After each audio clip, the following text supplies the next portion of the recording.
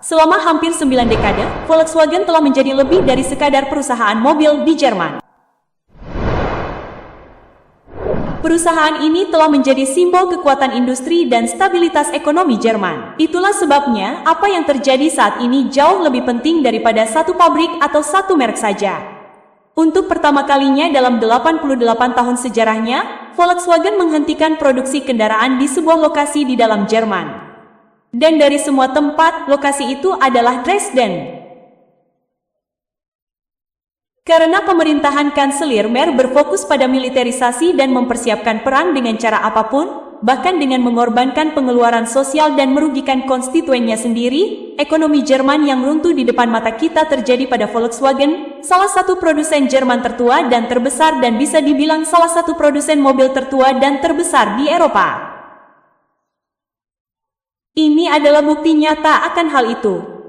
Ini juga merupakan akibat langsung dari peningkatan biaya energi setelah UE dengan sukarela dan bisa dibilang dengan senang hati memutuskan hubungan dengan sumber daya energi Rusia.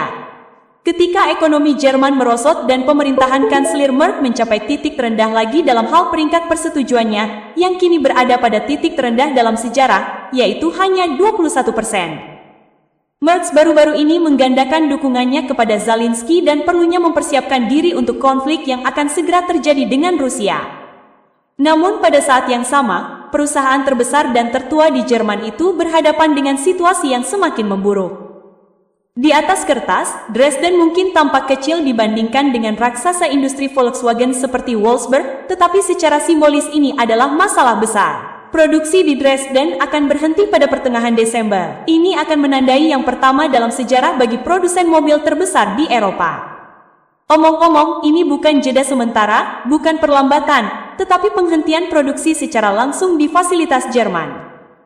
Jadi, mengapa ini terjadi, dan apa yang semua ini katakan kepada kita tentang kemana arah industri otomotif global, lebih khusus lagi, kemana arah industri otomotif Jerman? Untuk memahami ini, Anda harus melihat tekanan yang dialami Volkswagen saat ini. Perusahaan itu ditekan dari hampir setiap arah. Permintaan di China, yang dulunya menjadi mesin keuntungan besar bagi Jerman, telah melemah secara signifikan setelah UE menggandakan kebijakan anti-China yang agresif. Dan tentu saja, hal itu melepaskan diri dari retorika China. Permintaan Eropa telah mendingin karena konsumen ragu-ragu atas harga yang tinggi dan ketidakpastian ekonomi. Dan di Amerika Serikat, tarif membebani penjualan, khususnya untuk EV. Semua itu berdampak pada satu hal pertama dan paling parah, arus kas. Volume palsu tentu saja masih menguntungkan, tetapi margin kesalahan menyusut dan menyusut dengan cepat. Perusahaan tersebut memiliki sekitar 60 miliar euro yang dialokasikan untuk investasi selama 5 tahun ke depan. Tetapi angka itu pun sudah turun dari rencana sebelumnya. Beberapa tahun yang lalu, Volkswagen berbicara tentang pengeluaran mendekati 200 miliar euro selama periode waktu yang sama. Yang berubah bukan hanya kondisi pasar, tentu saja, tetapi asumsi. EV Eropa lebih mahal daripada EV China, dan konsumen Eropa sebenarnya lebih memilih opsi yang lebih hemat biaya dari China, yang merugikan produsen mobil Eropa. Selain itu, produsen mobil berencana untuk transisi cepat ke EV. Kita semua sudah banyak mendengar tentang agenda ramah lingkungan itu, dan mereka berharap dapat melakukannya dengan relatif cepat. Mereka ingin menghapus mesin bensin secara bertahap. Transisi itu kini tampak lebih lambat. Tampaknya lebih rumit dan lebih mahal dari yang diperkirakan. Mesin berbahan bakar fosil kemungkinan akan bertahan lebih lama, yang berarti memerlukan investasi baru. Dan tentu saja, memerlukan teknologi bensin yang diperbarui pada saat yang sama ketika para pembuat mobil ini menggelontorkan uang untuk teknologi EV mereka dan mereka menggelontorkan uang untuk perangkat lunak, baterai, dan sistem otonom.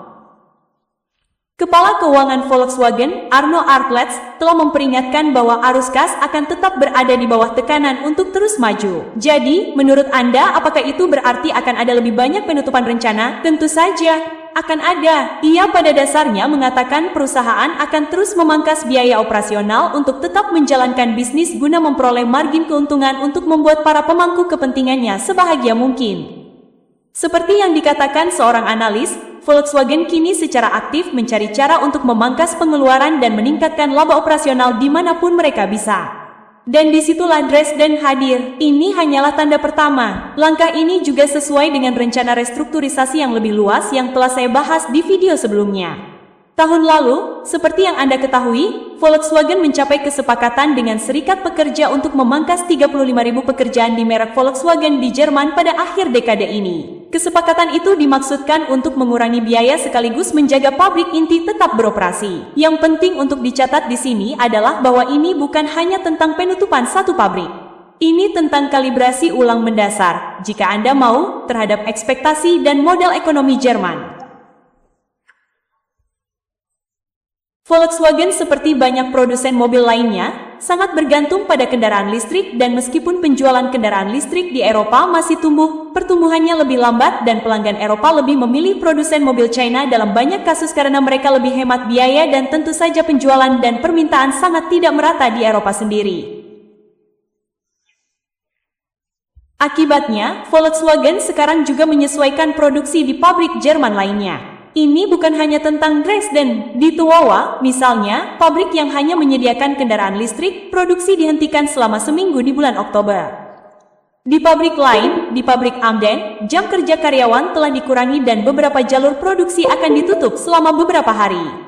Ini bukan sekadar penutupan, ini bukan sekadar situasi yang terjadi sekali saja. Ini adalah tanda peringatan. Dan menurut saya, ini harus dianggap demikian. Baik TWCO maupun Amden, seperti yang baru saja saya sebutkan, hanya memproduksi kendaraan listrik yang membuat mereka sangat rentan ketika permintaan kendaraan listrik melemah. Volkswagen mengatakan bahwa mereka hanya mencoba menyeimbangkan pasokan dengan kondisi pasar saat ini jika Anda membaca siaran pers dan laporan berita mereka. Dan mereka mengatakan bahwa mereka pada dasarnya ingin menghindari penumpukan inventaris berlebih. Tetapi apa yang sebenarnya dikatakannya kepada kita? Mereka memberitahu kita bahwa mereka tahu bahwa permintaan sedang lemah dan kemungkinan akan tetap lemah jika tidak lebih buruk dari yang sudah ada. Hal terpenting di sini adalah bahwa manufaktur mobil Jerman terasa hampir tidak tersentuh selama beberapa dekade dan di Jerman itulah landasan ekonomi Jerman. Pikirkan tentang lapangan kerja, pikirkan tentang pengeluaran sosial yang akan dibutuhkan untuk menutupi pengangguran dan tunjangan lainnya saat pengangguran meningkat. Jadi produksi mereka didukung oleh energi yang hemat biaya yang diimpor dari Rusia yang selama beberapa dekade merupakan sumber yang dapat diandalkan dan menjadi bahan bakar bagi perekonomian Eropa. Namun, sekarang UE bertekad untuk melakukan militerisasi cepat dengan segala cara. UE harus menjelaskan kepada penduduknya mengapa standar hidup menurun. Dan pemerintah UE, khususnya Jerman dalam kasus kami, Kanselir Merz harus mengelola ketidakpuasan sosial dan mengelola kinerja ekonomi yang menurun saat mereka melanjutkan kebijakan luar negeri dan kebijakan dalam negeri kami yang gagal. Rencana mungkin melambat, tetapi penutupan di dalam Jerman sebelumnya tidak terpikirkan.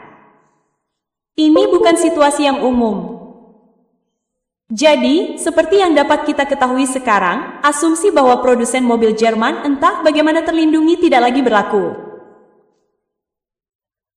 Dan jika Volkswagen, jantung ekonomi dan industri Jerman, bersedia menghentikan produksi di dalam negeri untuk memangkas jam kerja karyawan dan melakukan apapun yang diperlukan untuk mengurangi biaya operasional, itu menimbulkan pertanyaan yang lebih besar. Siapa berikutnya dan seberapa banyak perubahan yang benar-benar siap dihadapi industri? Beritahu saya pendapat Anda tentang topik ini. Jika Anda berada di Jerman, silakan berkomentar di bawah dan beritahu kami apa yang Anda lihat, dengar, dan alami. Kami ingin sekali mendengar dari Anda. Terima kasih banyak telah menonton.